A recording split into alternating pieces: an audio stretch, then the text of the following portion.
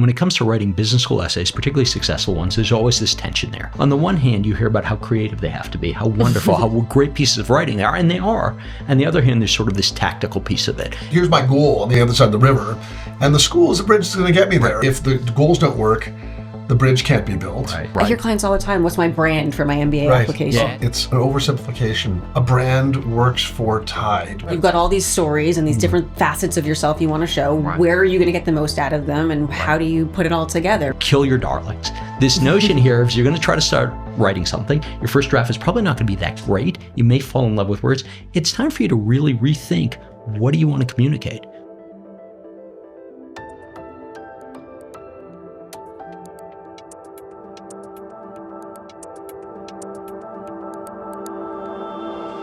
Essay. Just the word itself strikes fear in the hearts of some MBA applicants. Why? Because many applicants haven't written anything creative, possibly since college, or maybe even high school, or maybe even ever. One of my favorite essays of all time. It's written by an Eastern European individual, and it's about his hunt for truth.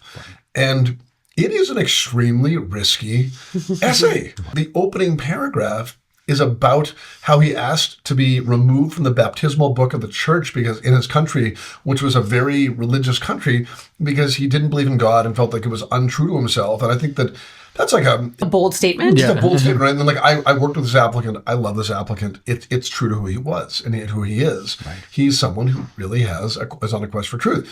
He got into Harvard and Stanford, and yet like it was still he didn't get into one or two other schools.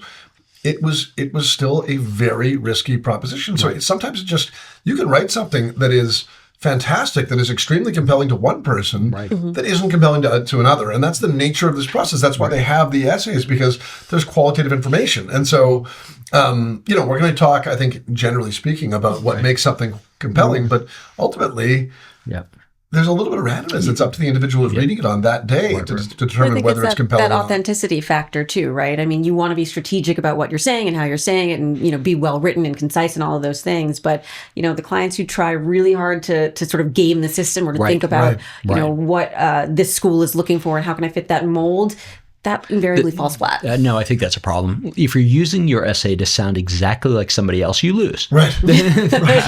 I think that's really it. And we always have this question too of, okay, what is the message you're trying to cross? Why are you telling business schools this? I'll frequently tell my clients, what matters most to you and why, which is sort of the classic, the ultimate existential question from Stanford. I also tell my clients, listen, it's what matters most to you and why, but it's also why should business school care? And I think that's certainly a piece of it right here. It's what makes for compelling essays. Business school that makes them want to let you into business school. Right. I think at the end of the day, there are certainly places in every application to answer the question, why business school, why now, why at that particular school? Okay, so let's start with that one. Yeah. Let's start with personal statements. It's easy to get through them. Right. I mean, I guess the brainstorming on personal statements might seem easy because you're talking about, by and large, what is give us a little bit of professional context that leads to your goals and then why you want to go to school. Yeah. So you should kind of know that in making the choice of applying to business school. And yet many applicants really struggle with a discussion of their context and goals and purpose. Sometimes it's a question of not being clear because there are those candidates who go to business school more for exploration, but that's kind of a separate conversation. But I think that's where the how you tell the story becomes really important. How do you kind of encapsulate that journey? Because I think one challenge is being very high level, right? I'm interested in finance. I'd like to go into banking. I find it really intellectually challenging. Right. That's kind of not enough to distinguish, how you've arrived at this point, how you've made this very significant decision to take 2 years out of your work experience and go to business school. That's right. Well, frequently you have to sort of roll the story way, way back. And that's where it comes to introspection and just how important that is to write a compelling essay. Again, if you want to be unique, if you want to be authentic, that requires some deep thinking. And the way to really do that effectively is by brainstorming, doing some introspection, really thinking about why these questions are important. And honestly, they're not just important to the admissions committee, right? These are fundamental existential questions for yourself. Like, why do you want to go to business school? The point that you just sort of rhetorically asked is something that I will ask to my applicants. But I'm like, no, that's not rhetorical. Like, Right. Why do you actually want to go? Like, I'm not asking you to define your path today. Right. But you must have some sense of some of the skills that you want to pick up. Right. The types of jobs I'm not saying you need to say, I want to be an assistant brand manager. Right. At first. And no one's going to hold you to this. Yeah. Right. But the best place to start is your sincere motivations. That's right. And if you don't have that, even that could be okay, as long as you sort of have your best guess, because they're not holding you to it. Right.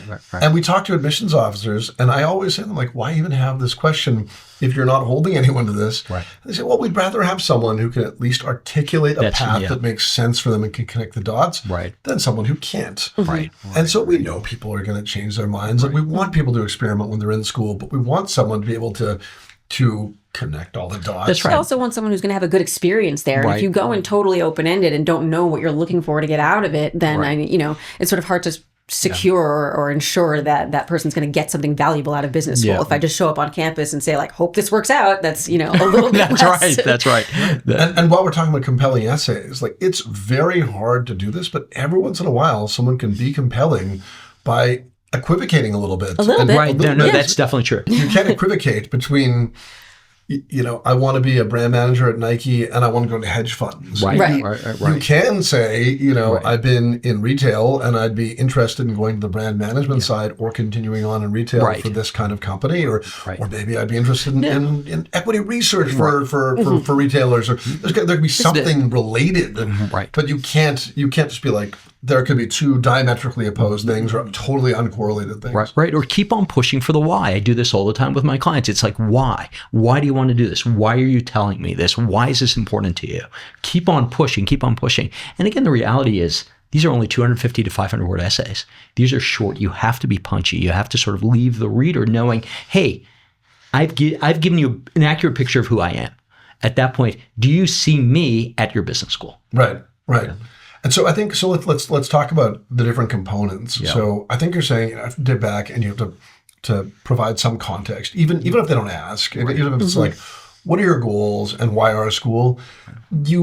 Your essay is not going to work if you just say, my goal is to manage the Yankees. Like, you've got to give some context that you've been involved in minor league baseball and major league baseball, and now you're on the executive track, whatever it might be, whatever that is for your industry. So there's got to be some context that creates a situation where you're making a plausible leap towards your MBA.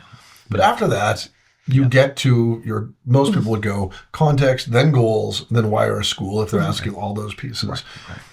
Applicants go wrong with goals all the time. Yeah. So what are some things that we see what's the difference between, right and wrong goals? I think for start, there should be some degree of logical trajectory. Even if you're pivoting, you have to be able to explain why, right? How do you know that this is the right pivot for you? If you are going to move from retail to hedge funds, have you interned at a hedge fund or done research, spoken to people at a hedge fund? How do you know that this is what makes it credible, right? I think that's, one important factor. Right. Like a skill or interest, or a really strong interest. Like, I remember the old admissions director at Harvard Business School saying to me, a lot of people talk about entrepreneurship in the way like a teenager would say, I want to join a band. Right. Absolutely true. It's the old achievable and aspirational. What are you telling me right here? Is it actually going to be achievable? Guess what? You're not going to manage the Yankees. But at the same point, is it aspirational? Well, you want to do more than just manage your son's little league team. I think that's really it. But what's a good middle ground there, right? I would like to eventually, be in the executive office of a national sports team. Right. I have the experience. Right. My goal is to accelerate this experience. And to grow into a more senior role. To get there, I need an MBA. These are some of the skills I'm going to pick up. And here are the steps I'm going to take. And so in the short term, I might not be managing the Yankees. I don't think you need to quite say it like that. But in the short term, I'd like to find another, a more senior opportunity to go into strategy, at the NHL or whatever. Yeah, exactly. Right. And then in the long term, ideally, like they're just saying, do you have a vision for your long-term goal? Right. So ideally, in the long term, I'd like to be in the executive office of a major league sports team. Yeah. And then you can even say with some humility, maybe even be the president of an org. Maybe manager has an on-field connotation. I think business connotation. No, that's right. And certainly not the Yankees, let us hope. So I guess what we're saying there is there has to be a connection between short and long-term goals. And like one of the first clients I worked with was he wrote for a wine magazine. That person could say, I want to gain the operational skills. I've got the interest. I've got some of the knowledge. I want to gain some of the operational skills to run a vineyard. That could be plausible as a connection.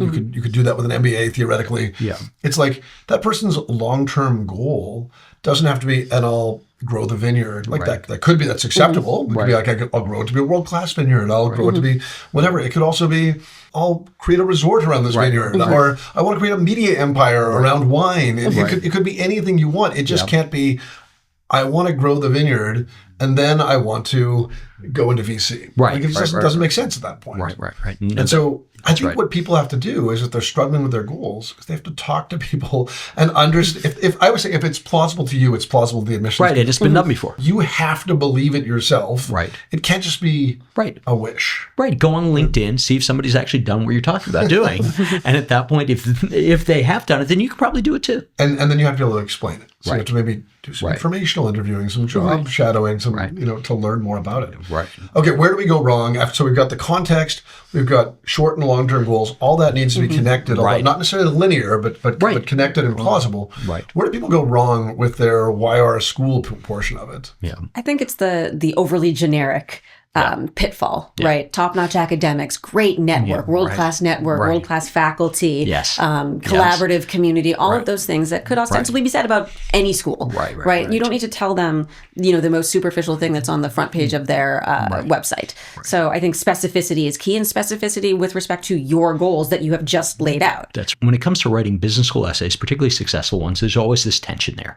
On the one hand, you hear about how creative they have to be, how wonderful, how great pieces of writing they are, and they are. And the other hand, there's sort of this tactical piece of it. It's like, okay, you're still going to business school. Why do you want to go there? What are you going to do there? What are you going to study there? What does it take it from you? And I think if essays go wrong, it's usually in one or two directions. Usually it's overly creative.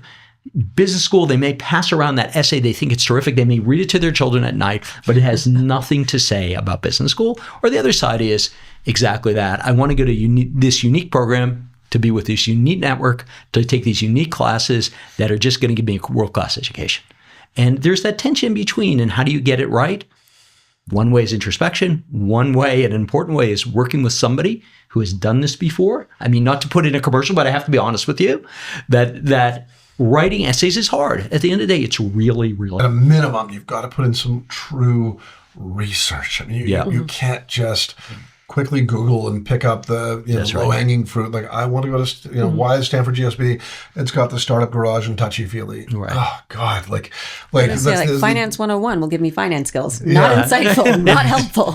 What are your reasons? You've got to connect. Right. It's like, okay, I want to take over my family business. Well, what family business courses do they have? Or, do they have, you have to show some up, like, maybe you need to take governance courses that they have. Or, it's not just like, my family's in the we're juice manufacturers. I need to better understand how to market juice, and they've got a consumer products retail. Like, that's fine. Right. And it shouldn't just read like a list, but like maybe talking about a governance course shows that you're actually really deeply thinking about this. How will you use this resource course program, whatever, in your future career? So I need, operational finance because I'm going to need to manage a supply chain. And so, this is why this specific thing will be useful to me in my specific job. I'm already being thoughtful about the complexities of running a family business. Right, exactly. I recognize that, with my siblings, unable to, with varied conflict management is going to be really important. Right, exactly. Absolutely. Interests and passions. I'm interested in governance and conflict management. Also potentially like referencing other people you've spoken to. It's not just a name drop as long as it's contextualized. Again, absolutely. It has to come down to more than a Google search. It just has to. Yeah. At the end of the day, it's a human process. Go and meet with people, see if it's right for you. And again, you have to make it clear that this is a school you want to go to. They're going to want you to be there. And the best, most effective way of doing that is a compelling essay. In many ways, I defined a compelling essay is they read it and they like you and they want you to be there. I always sort of laugh at, like, when I talk to people about this, my own clients, I try to reference like their own company. And if they were hiring, and I say, like, okay, let's say you're at Apple and someone came in and said, I really want the job. Steve Jobs was such a visionary. You'd be like, oh God, like, I mean, the guy's been dead for a decade. Like, Right. like yes, he was a And visionary, also you but like, and everyone else. yeah, like, Right. exactly. Like, we're so much more than a visionary leader who died 10 years ago. That's right. But like, you have to have your own reasons. Like that, Right. that isn't a compelling reason for you at this point in your life to join our, our, I don't know, our maps team, whatever it is. Right. And actually picking up on the Apple analogy here, frequently I will in fact have clients say to me, listen, I want to be Steve Jobs. And I say to them quite honestly, you will not be Steve Jobs. He was truly, we're using the word unique here correctly. But then I flip it around and I say, listen, if you're telling me you want to lead a tech company, maybe in fact you could be the current CEO of Amazon, Andy Jassy, who actually graduated Harvard Business School and then took a very deliberate path until he became CEO of Amazon. Is that a path you could take? Is that a path you want to take? Is that something you're keen about? In our Debbie Valverdini's class at was he really? Yeah. Yeah. Or Tim Cook, he went to Duke, and the reality is he looks nothing like Steve Jobs in any way, shape, or form. Yet he's the CEO of Apple. Maybe that's a path that makes sense to you. And if you can communicate, this is a path that you can follow. That business school will help you get there. Then you are far more compelling. There's an important distinction though there, because you said two things, right? You said CEO of Amazon, CEO of Apple, but you also said CEO of a tech company. And I think we often talk about, don't be overly fixated on one specific company, because there's one CEO of Amazon, right? What are the odds of it being you? Yeah. If you want to be the CEO of a consumer tech company, okay, that makes more sense. Yeah. Now you're showing a little bit more sort of self-awareness and variability in what you might do. Yeah. Right. And again, that just comes down to communication. Yeah. I admire some of the determination and paths that the CEOs like an Andy Jassy or Tim Cook have shown in sticking with the same firm. And and so as I look to, leverage my expertise in consumer technology with my MBA, it would be, deeply gratifying to me to find a company that I felt committed to in terms of its values, its products, and to work my way up methodically.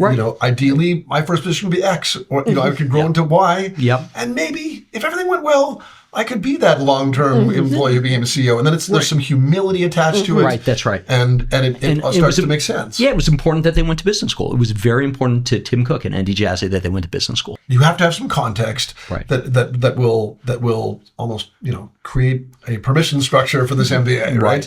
And then you need to have short and long-term goals that are not necessarily linearly connected, but they're connected to your context, and the short-term goal is connected to your context.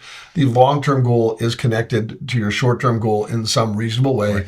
And then you are just not only Googling and filling in the blanks and listing for your goals, but you are, for your why at this school, but you are very clearly laying out a rationale and the skills you need to develop and the way the school supports them. That's right. Said differently, I've often said, like, this, you're talking about a bridge. I'm on this side of the bridge. I need to get to the other. Yep. And what are the building blocks, right? Yeah, here's my goal on the other side of the river, and the school is the bridge that's going to get me there. And it's like, if the goals don't work, the bridge can't be built. Right. And also saying, like, and I want to go to Columbia because Columbia is an awesome finance school. That isn't a bridge. That's not in fact a bridge. That's just a nice thing to say that doesn't get you across. But if you're actually able to say, like, look, I understand the resources. You're putting planks in this bridge. I'm going to take this analogy as far as I can. Right. I think you're getting there. Yeah. I think so. So those are the building blocks. Let's talk about the harder piece, I think, which is the other essays, the essays where there isn't as much of a structure as we can give people. Right. And those essays are so varied from what makes you feel most alive? Yep. Biggest commitment, Yale's. Right. Yeah. I mean, the nebulous, confusing Harvard prompts from this year. I mean, one thing I would say before we even get into how to write those is, again, that step back. Like, I often talk to applicants about, like, keep the reader learning, right? Like, so it's not, you want to, if you've got 3 opportunities, you can't say the exact same thing. Right. Like, I'm Jeremy, I'm an entrepreneur in essay 1. I'm Jeremy, I'm an entrepreneur in essay 2. I'm Jeremy, it's boring. Right. You have to grab and hold their attention. I use a puzzle analogy, right? Like, you've got all these stories and these different facets of yourself you want to show. Right. Where are you going to get the most out of them, and how do you put it all together, right? So it's not just the repetition of the same kind of. I hear clients all the time, "What's my brand for my MBA application?" Yes, I do. There's had clients do brand document, and that's it's an oversimplification. A brand works for Tide because it's not a complex human being. Right. You're a complex human being. You can be an entrepreneur at work, and you can be a synergist on the board that you're on, and you can be creative in your personal pursuits, and all these things you don't have to be one thing over and over again. And also, I think it really, particularly that issue around what's my brand, whatever brand you're telling me is pretty inauthentic and incomplete. I think that's really it. When I read good essays, I feel like I know the person. But yet Jeremy, me, and Gavi are going to write completely different essays, each of which will likely be very compelling. And I think that's what I keep on telling clients is, listen, use your voice, use your background. Don't make things up. If you're an accountant, sound like an accountant. I think that's really the bottom line. And you can prove to them that not all accountants are boring. I say that. My father was an accountant. He loved the accounting profession. But the reality is that be authentic. Show who you are. Show what makes you you. I mean, not to overstate this here, but the reality is everyone's unique. Again, proper use of the word unique. Show that through your essays. Right. So I think there has to be you have to do the hard work of brainstorming and really looking at your experiences in different ways from different angles. Like I'm Jeremy the entrepreneur. That's not one story. It's a complex story. Right. It's a story of setbacks. It's a story of problem solving. It's a story of risk. And most people's stories aren't linear. Right. That's most people don't go. I mean, there's a very few who go from A to B to C, and they're on one path their entire careers, and bless those people. But for the most part, there's some exploration. There's some fits and starts. That's right.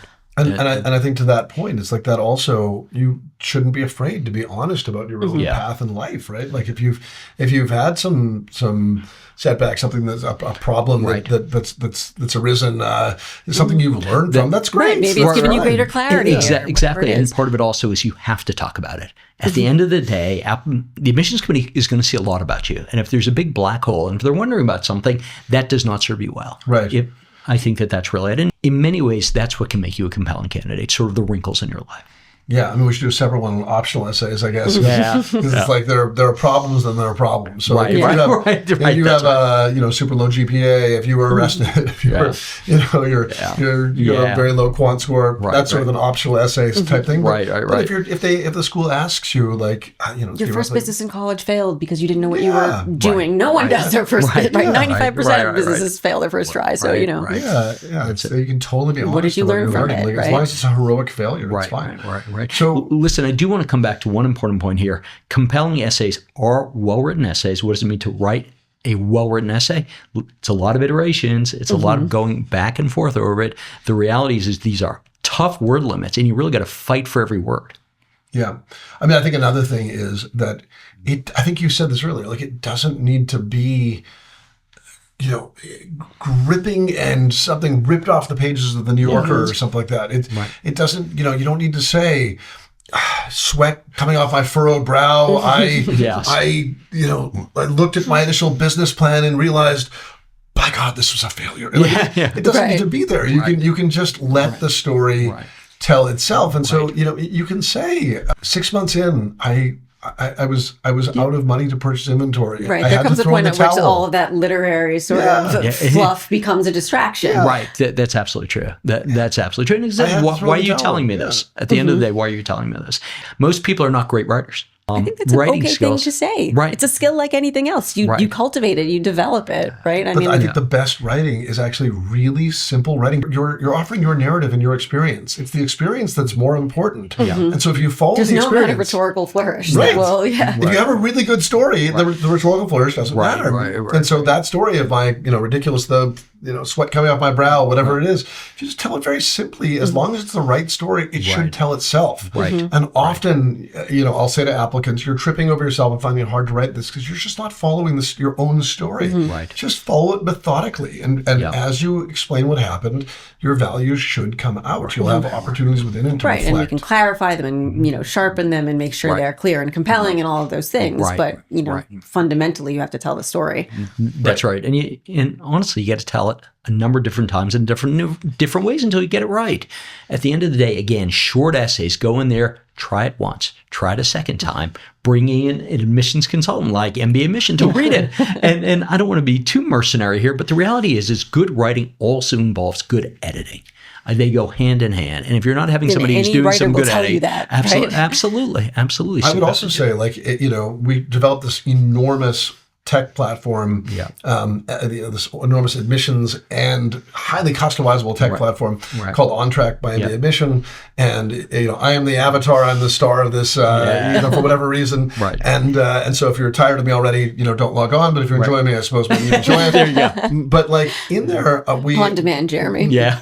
We dissect, I think it's 7 personal statements and 6 essays. Right. And we go through and talk what is with the opening in this? Right. Or on the personal statement side, is the context there? Right. Do the goals make sense for this applicant? Right. Are they well developed enough? Right. Is there, is there enough about this school that's particular? Where could this be improved? Right. It's like, it's almost like your, football replay with the X's and O's. Yes. Right. And then the same thing on the essay side. We go through and we say, what do we think of this idea? What do we think of the pacing? Is this person telling the story as it happened? Is this person trying too hard? Right. Whatever it might be. Right. I think that if you're wondering if you have all these pieces, it's all covered in that program. Right. I mean, is there anything else we can say? I mean, I think it's important you have try to have a captivating opener. But again, it doesn't need to be dramatic to be captivating. You just need to put someone in the middle of the action. That's it exactly. As an editor, one of the things I often do is I just blow out the first paragraph. This started in the second paragraph here. We need to get into the action. Right. Definitely. Don't fall in love with your own writing. I think that's a piece of it. There's a great quote that always scares all of my clients, and it's from William Faulkner: kill your darlings. This notion here is you're going to try to start writing something. Your first draft is probably not going to be that great. You may fall in love with words. It's time for you to really rethink, what do you want to communicate? Who is your audience? What are the important points you want to make? And sometimes that means taking a big, red marker and just start getting rid of stuff, because a good essay, again, is a lot of writing. It's a lot of editing, back and forth, back and forth, back and forth. Yeah, well, I think at that point we're also implicitly saying be organized. Take some time. Don't try and write you need some distance and some time to view your own work objectively. It's not just hey, we've listened to this podcast, now we know, context, goals, thoughtful why the school done. It's it's still, you still have to it's an iterative process. Yes. And and the other thing is, if you show it to enough people, it's qualitative, like we said at the beginning. Someone won't like it. That's right. That's just the nature of a qualitative process. Right. And so, don't drive yourself crazy circulating it. If 1 or 2 people that you trust, whether it's a consultant or your, that's right. Your dad is an English teacher or whatever. Yeah, listen, you over-polish the apple. At that point, you sort of get to vanilla ice cream when all said and done. That's funny. I like that. I like that. So, maybe that's a good place to end. Yeah, I think so. Okay. Well, thanks for joining us, guys. Yeah, of course. Thanks for joining me, Harold.